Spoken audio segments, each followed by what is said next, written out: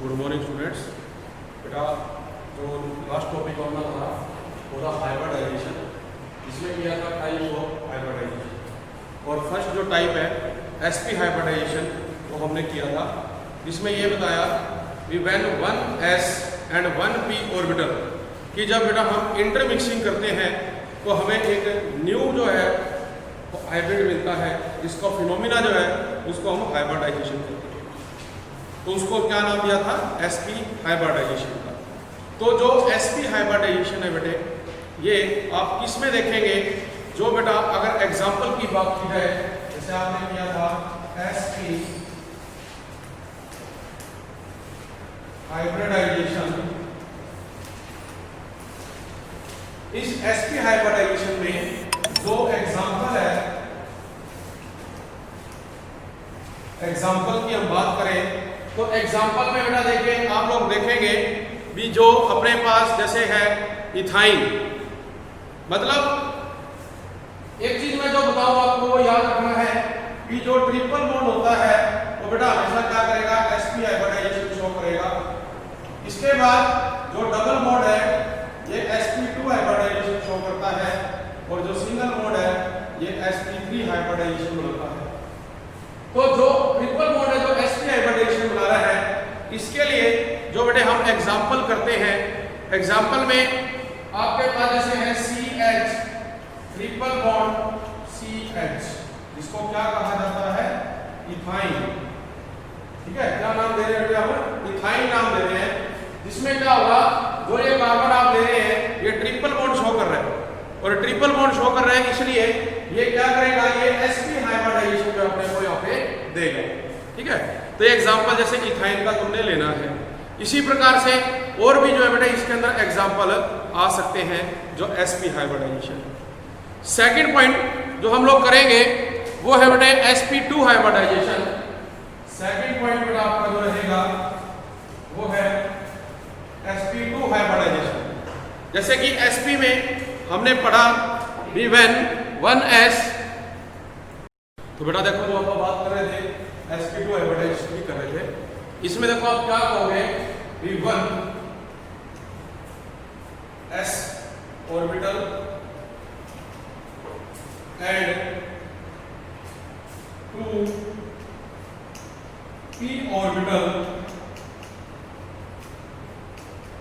mixed together to form a new substance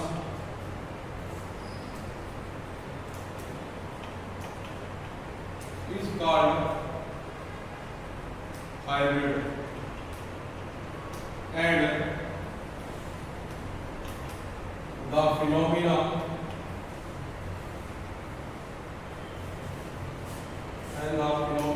is called sp2 hybridization. क्या नाम देंगे? sp2 hybridisation का नाम देंगे।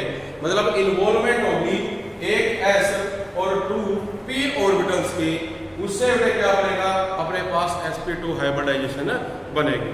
इसमें जो एग्जांपल देखिए आप रखेंगे, डायग्राम का बनेगा ये 1s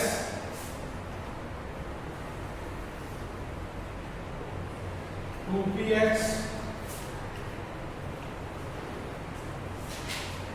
2py।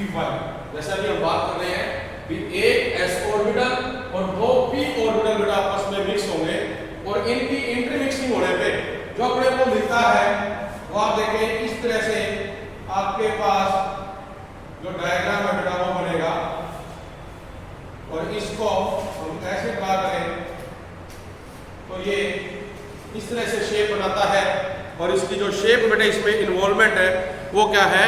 ट्रायंगुलर प्लेनर बेटे। तो जो शेप इसमें रहेगी वो क्या रहेगी? Triangular planar shape is triangular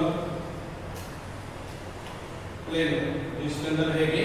तो इस तरह से हम देखेंगे भी एक s और दो p ऑर्बिटल आपस में क्या करते हैं? इंटरमिक्सिंग करते हैं। इसके भी एग्जाम्पल हमारे पास जो आएंगे बेटे, एग्जाम्पल के लिए आपके पास है जैसे बोरॉन ट्राइक्लोराइड। एग्जाम्पल की अगर बात की जाए तो आप देखते हो BCl3 बोरॉन ट्राइक्लोराइड। इसमें आप देखो क्या करोगे, अपने पास बोरॉन की जो कॉन्फ़िगरेशन है 1s2 2s2 2px1 2px1, but हमें क्या चाहिए, sp2 चाहिए।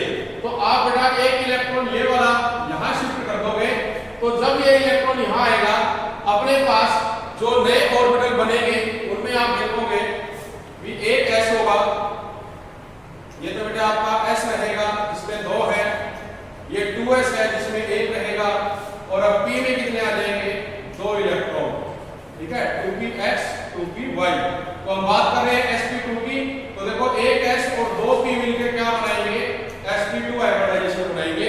तो अपने पास जो क्लोरीन है वो कितनी थी, 3 बॉन्ड बनाने के लिए, अब पहले कर चुके हैं अभी बॉन्ड फॉर्मेशन कैसे होती है।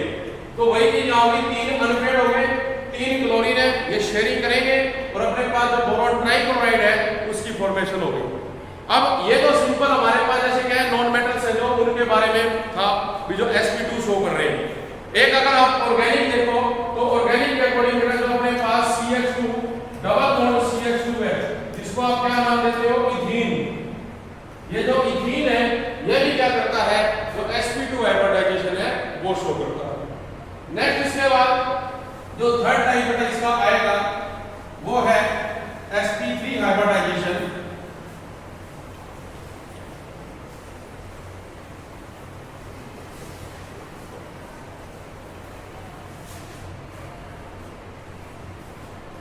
अब जैसे हमने किया सेकंड पॉइंट, उसी तरह से आप sp3 करोगे। sp3 में क्या होगा बेटा, एक s और जो 3 p ऑर्बिटल है वो आपस में इंटरमिक्सिंग करेंगे, तो जो नया सब्सटेंस है वो तो क्या कहलाएगा, हाइब्रिड, और जो फिनोमिना है वो क्या कहलाएगी, हाइब्रिडाइजेशन। तो इसे हम sp3 हाइब्रिडाइजेशन का नाम देंगे। तो आप कह सकते हैं इसके अंदर भी जो mixing of 1s orbital and 3 p orbital of the valence shell to form 4 sp3 hybrid orbital of equivalent energy and shape। इसमें क्या कर रहे हैं, mixing of 1s orbital and 3 p orbital, जो हमारे पास मिक्सिंग हो रही है बेटे 1s ऑर्बिटल की और जो 3 आपके पास p ऑर्बिटल है उनकी, तो बेटे वो क्या करते हैं, और p orbitals of the valence shell, जो वैलेंस शेल है वो क्या करेंगे, एक नया सब्सटेंस बनाएंगे जिसको आप हाइब्रिड का नाम देते हैं, ठीक है, to form 4 sp3 hybrid orbital. तो जो वैलेंस शेल है form new hybrid orbital having equivalent energy and shape. इसकी जो एनर्जी और शेप है बेटा वो क्या है, इक्विवेलेंट है, तो उसको हम क्या नाम देंगे, sp3 हाइब्रिडाइजेशन का नाम देंगे। एग्जांपल अगर हमने, तो एग्जांपल में आप देखें भी मीथेन मॉलिक्यूल जो होता है CH4, या आप देखें भी अमोनिया NH3, ये बेटे क्या करते हैं, जो sp3 हाइब्रिडाइजेशन है वो शो करेंगे।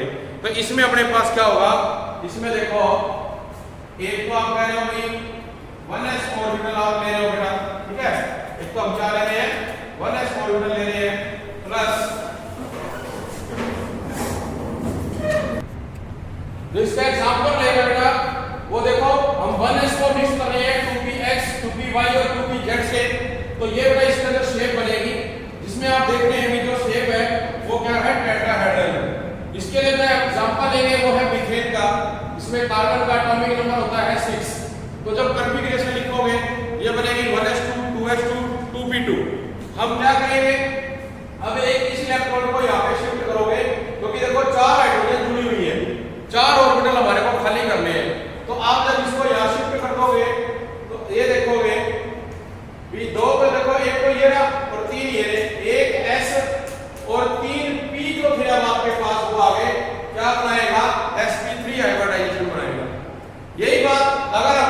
के केस में देखें, नाइट्रोजन में देखो क्या होता है, जो अमोनिया मॉलिक्यूल आपका उसमें भी बेटा यही है,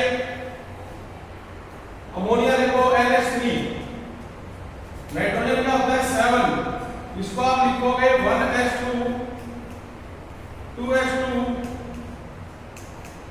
2px1 2py1 और 2pz1।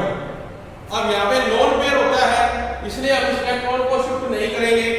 दूसरी बात, इसके सराउंडिंग में 3 ही हाइड्रोजन है, तो हमें इस इलेक्ट्रॉन को शिफ्ट करने की जरूरत भी नहीं है।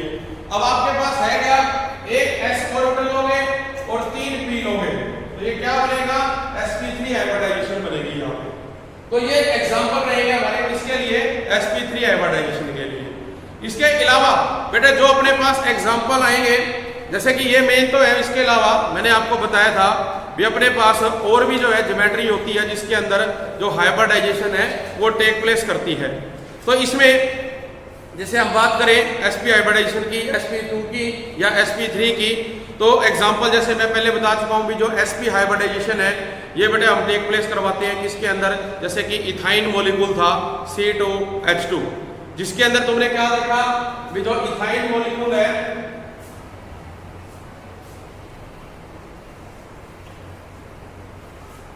हमने ये देखा था कि जो इथाइन है, जो कार्बन है बेटा उसकी जब कॉन्फ़िगरेशन तुमने लिखी 1s2 2s2 2px1 और 2py1, हमने ये ज्योमेट्री लिखी थी इसके अंदर। और अपने पास देखो 2 कार्बन है और इनके साथ 2 ही क्या है, हाइड्रोजन है इसके अंदर। तो इसमें क्या होता है कि जो इसके ऑर्बिटल बने ऐसे होंगे, जो आप ये लेते हो इस तरह से देखो बनेगी p ऑर्बिटल की, और जो सेकंड p ऑर्बिटल है वो भी हम ऐसे ही लेंगे। तो इसमें हम क्या देखते हैं कि ये तो क्या बनाता है बेटा, सिग्मा बॉन्ड बनाएगा, जब इंटरन्यूक्लियर एक्सिस में क्या होती है, बॉन्डिंग होती है।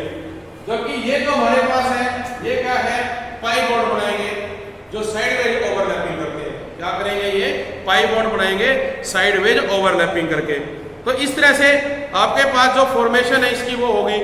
फिर इसके अलावा जो अपने पास 2pz है, ये देख लो कि जो हम ये ले रहे हैं, ये आपने कहा भी मान लो x एक्सिस है, ये y एक्सिस है, ये z एक्सिस के अलॉन्ग है। सेम इसी तरह से x एक्सिस, y एक्सिस और z एक्सिस। तो इसमें क्या हुआ, इनकी शेयरिंग हुई सिग्मा बॉन्ड, इसकी होगी बेटा इसके साथ तो ये पाई बॉन्ड, और इस दूसरे वाले की होगी इसके साथ तो ये भी क्या बनाएगा, पाई बॉन्ड बनाएगा। तो इस तरह से जो C2H2 है उसकी हमारे पास जो बॉन्डिंग है वो टेक प्लेस करेगी। फिर बात करते हैं sp2 की। sp2 का एग्जांपल जैसे मैंने बताया इथीन मॉलिक्यूल, तो इथीन में आपने देखा भी अपने पास जो हाइड्रोजन है वो 4 लगी हुई है उसके साथ। तो अब बात देखो ये बीच में तो इनकी शेयरिंग होगी, बट जो हमारे पास हाइड्रोजन होती है, जैसे कि 2 हाइड्रोजन है, वो उन मॉलिक्यूल के साथ जुड़ेगी साइड में और वो क्या करेगी, वहां पे ओवरलैपिंग करवाएगी। ठीक है, तो हम जो ये ले रहे हैं इंटरन्यूक्लियर एक्सिस में एक हाइड्रोजन आप यहां दिखाओगे, क्यों दिखाया ये, क्योंकि यहां देखो इसमें सिग्मा बॉन्ड है, ये पाई बॉन्ड है, ये भी पाई बॉन्ड है, और ये क्या है, सिग्मा बॉन्ड है। तो ये जो हाइड्रोजन है हम ऊपर तो लगा नहीं सकते इनके ऊपर, कहां लगेगी, यहां पे लगेगी, और एक कहां लगेगी, इसके ऊपर लगेगी। सेम इसी तरह से तुम कहां जाओगे, CH2 में जाओगे। देखो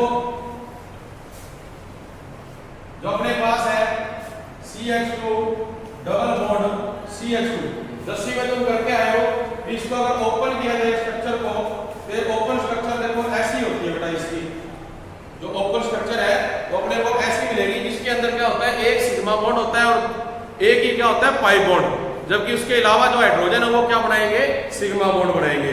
तो जो इसकी ज्योमेट्री बेटे आपके पास आएगी, उस ज्योमेट्री में आप लोग देखोगे भी जो अपने पास बॉन्डिंग होगी, यहाँ पे ये 2 ऑर्बिटल लेके चलेंगे इसके अंदर, हम डबल बॉन्ड है, एक सिग्मा बनाना है, एक पाई बनाना है। ये बेटे आपका सिग्मा बॉन्ड बन गया, और यहां जब शेयरिंग होगी तो क्या बनेगा, पाई बॉन्ड। ठीक है जी, क्या बनेगा, पाई बॉन्ड बनेगा। तो इसके अलावा जब इस ज्योमेट्री को हम क्या करेंगे, शो करेंगे दूसरे फॉर्म में, तो अपने पास जो एक ऑर्बिटल इसके अंदर और होता है उसके साथ आप दो हाइड्रोजन क्या करोगे, इन्वॉल्वमेंट करवाओगे। तो वो क्या करती है, पार्शियल जो ओवरलैपिंग है बेटे वो इसके अंदर टेक प्लेस करेगी और जो बॉन्ड फॉर्मेशन है वो आपका बनेगा। तो यहाँ में कहने का मतलब अपना ये है कि जो बॉन्डिंग होगी वो हाइड्रोजन बॉन्ड भी लगेंगे, मतलब ये कि यहाँ पर जो आप ये शेयरिंग करवा रहे हो हाइड्रोजन बॉन्ड लगे हुए हैं, इसके साथ भी क्या हाइड्रोजन है यहाँ पे, तो चार तो हाइड्रोजन होगी जो क्या करेंगे, सिग्मा बॉन्ड बनाएंगे, एक बीच में सिग्मा आ जाएगा और ऊपर नीचे हम क्या मान के चलेंगे, जो पाई बॉन्ड बनाते हैं। तो ये ज्योमेट्री बेटे इसके अंदर अपने को दी हुई थी। इसके बाद जैसे कि एग्जांपल में आपको बताता हूं मैं, अपन ने किया था कि ये तो करनी है। जैसे एक आपको आ जाता है बेटा भी sp3 D2 हाइब्रिडाइजेशन क्या होती है। तो इस केस में देखो एग्जांपल जो लिया जाएगा वो लेंगे PCl5 का, कौन सा लेंगे, PCl5 का। अब आप देखो जो फास्फोरस है एटॉमिक नंबर 15 है, तो इसको आप राइट डाउन करोगे 1s2, ये D इसका D है बेटा जो मैं करवा रहा हूँ एक बार वो करो, परसों नहीं आया था ना बस। तो देखो ये 1s2 2s2 2px2 2py2 2pz2, ये 10 हो गए बेटे आपके। 3s में 2 और आ गए और जो 3p है इसमें 1, 3py में 1 और 3pz में 1। अब अपने पास ये आ गया। अब आप देख रहे हैं फास्फोरस के सराउंडिंग में क्लोरीन कितनी है बेटे, 5 है, और हमें ये पता है कि आगे एक d ऑर्बिटल और प्रेजेंट होता है। तो हमें क्या चाहिए, हमें चाहिए एक s 3p और 2d। समझ में आ रही है मेरी बात। तो हम क्या करेंगे बेटे, यहां से जो इलेक्ट्रॉन है उनकी जो है यहां से रिप्लेसमेंट करवाओगे। तो जब उसकी रिप्लेसमेंट करेंगे तो अपने पास क्या मिलेगा, जो ज्योमेट्री बनेगी वो बनेगी sp3d, जो कि वो बात कर रहे थे। तो इसमें देखो ये आ जाएगा अपने पास भी ये एक इलेक्ट्रॉन यहां से कहा जाएगा इस d ऑर्बिटल में बेटा जाएगा इसके अंदर। तो जब ये इसमें जाएगा तो अपने पास तो क्या बन जाएगा, एक इलेक्ट्रॉन ये चला गया और ये इसमें आ जाएगा। तो अब क्या देखोगे, एक s है बेटा प्लस 3p है और एक क्या होगा आपके पास d ऑर्बिटल। तो कौन सी ज्योमेट्री बनाएगा, ये sp3d बना देगा। इसके बाद जैसे कि आप बात करें SF6 की, यहां पर आप क्या देखोगे, SF6 में ये ज्योमेट्री जो करेगा कौन सी बेटा, जो अपने पास है sp3d2, क्योंकि सल्फर का कितना होता है 16, यहां पे क्या है 2 और 1 यहां पे है। अब अपने को एक s चाहिए, 3p चाहिए और 2d चाहिए। तो एक इलेक्ट्रॉन देखो ये वाला और एक इलेक्ट्रॉन ये वाला यहां से जाएगा इसके अंदर आ गया। तो अब देख रहे हो एक s हो गया, 3p हो गए और 2d हो गए। क्या बनाएगा, sp3d2 बनाएगा। बट इस केस में देखो याद रखना है, जैसे एग्जांपल आएंगे प्लस 2 के अंदर बेटे आपको भी जो ये ज्योमेट्री आप पढ़ रहे हैं sp3d2, इसी ज्योमेट्री को ये भी कहा जाता है d2sp3। तो ये d2sp3 कैसे बन गया या sp3d2 कैसे बनता है, इसका जो बेटा डिपेंड करता है पॉइंट, वो डिपेंड करता है किस पे, जो लिगेंड्स होते हैं, लिगेंड्स पे, ligands attach with the central atom.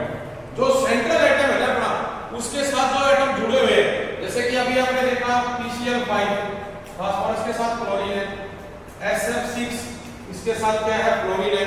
इसी तरह से जो सेंट्रल एटम है उसके साथ और जो दूसरा लिगेंड अपने पास जुड़ा होगा वो उसके ऊपर जैसे वाटर मॉलिक्यूल भी जुड़ा हुआ आ सकता है, ठीक है। जैसे ये एग्जांपल है हायर क्लास में प्लस 2 में आएगा Fe H2O6 2+। अब इसमें देखो जैसे वाटर कितने 6 जुड़े हुए हैं, तो इस केस में वो हाइब्रिडाइजेशन कैसी शो करेगा भी वाटर क्या है, वीक लिगेंड है या स्ट्रॉन्ग लिगेंड है, बाद में होगा या पहले होगा, तो उसके अकॉर्डिंग। तो ये आप लोगों को बेटे जो प्लस 2 लेवल है वहां पे पता चलेगा इसके बारे में। यहां जनरली अपने को sp3 तक ठीक है, तो ये अपना जो टॉपिक था इसके बारे में बेटे, जो sp3 हाइब्रिडाइजेशन है, sp2 हाइब्रिडाइजेशन है, sp हाइब्रिडेशन है। अब इसी में एक और केस अपने पास जैसे आ जाता है, वो है sp3 d2 sp2 dsp2 बेटे, ठीक है, dsp2। मतलब इसमें आपने ये याद रखना है, जैसे आपको पहले भी एक टॉपिक कराया था, अभी जो शेप ऑफ द मॉलिक्यूल है वो कैसे पता चलती है। तो जो शेप ऑफ द मॉलिक्यूल है उस पे जो लोन पेयर है और जो उसके बॉन्ड पेयर है उनकी सहायता से बेटे पता चलती है।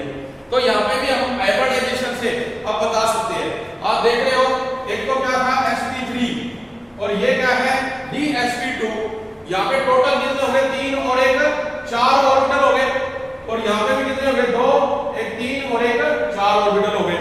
लेकिन इन दोनों में जो sp3 है ये तो बेटा शो करती है टेट्राहेड्रल, जबकि dsp2 में जो ज्योमेट्री बनती है वो बनती है स्फीयर प्लेनर, ठीक है। मतलब इस केस में तो आप ऐसे ज्योमेट्री लेते हैं जो टेट्राहेड्रल है, जबकि इस केस में जो ज्योमेट्री है वो मान लो ये सेंट्रल आपका और इसके साथ ये 4 घूमते हैं, तो क्या बनाएंगे, अपने पास शेप बनाएंगे इस तरह की स्फीयर प्लेनर की। तो उसको हम क्या नाम देंगे, dsp2 का नाम देंगे जो हाइब्रिडाइजेशन है, ठीक है। तो ये टॉपिक तुम्हारा हाइब्रिडाइजेशन वाला है, जिसके अंदर बेटे अपने को ये पॉइंट्स दे रखे थे। इसके बाद जो आपका ये चैप्टर है बेटे ऑलमोस्ट कंप्लीट हो चुका है।